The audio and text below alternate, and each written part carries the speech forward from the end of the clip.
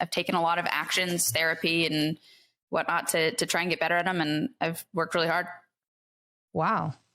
So how did you manage that? Those are hard. I think those are hard emotions for anybody to regulate.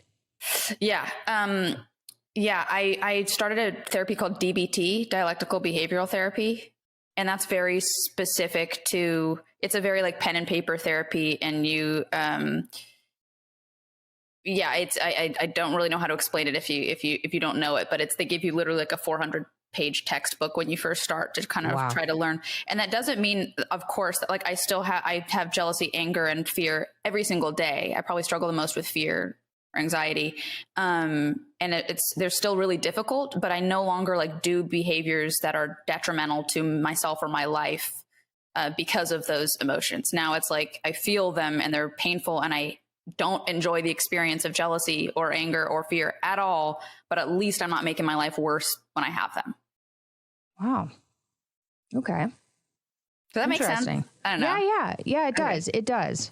I would say I probably have the hardest time with, I'm fairly volatile. Have you done the personality test at Understand Myself? No. Okay, so I'm obsessed with this test, and it's not because my dad made the test. I love it. I used to give it to people that I wanted to date to judge them before I'd go on a date with them as like a 19-year-old. But it gives you a pretty thorough breakdown of your personality traits according to the Big Five. And it's accurate, so it's fun if you want to check it out. Or I'll send you a link afterwards. It's really interesting. But I'm quite volatile I had a extremely severe depression, technically bipolar type 2. So I get the anxiety and depression part. And I still have lingering volatility just because I'm not very stress tolerant. Like I'm doing good, but if something bugs me and I'm stressed, then I just like fire off, which isn't ideal, but sometimes it's entertaining, hopefully, for me.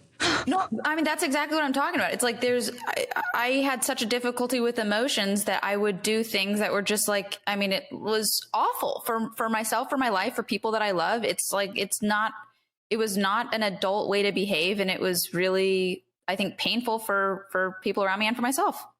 It was really bad. Are you being too hard on yourself though? Like how old were you when you had these troubles? The shittiest years of my life. I was a fucking monster of a person from 21 to 24.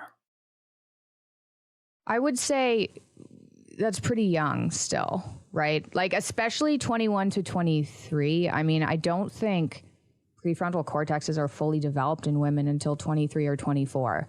So you're literally missing part of your brain.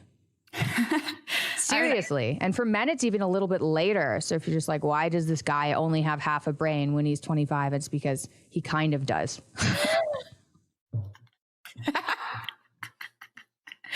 I mean, it's nice to, I feel like I can't write it off though. Like I definitely did think, because even though I was 21, even though my brain was not fully developed, I still caused pain. I was still cheating on people that I loved just because like, oh, I need attention. It's like, fucking grow up, you piece of trash. That's what I feel. Like, why could I not resolve a conflict? Why could I not communicate my feelings? Oh, I'm feeling lonely. Oh, I'm feeling whatever.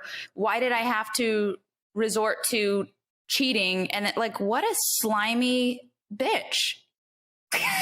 I still think you're being too hard on yourself. I had a pretty terrible time as like a teenager up till the time I actually got healthier and changed my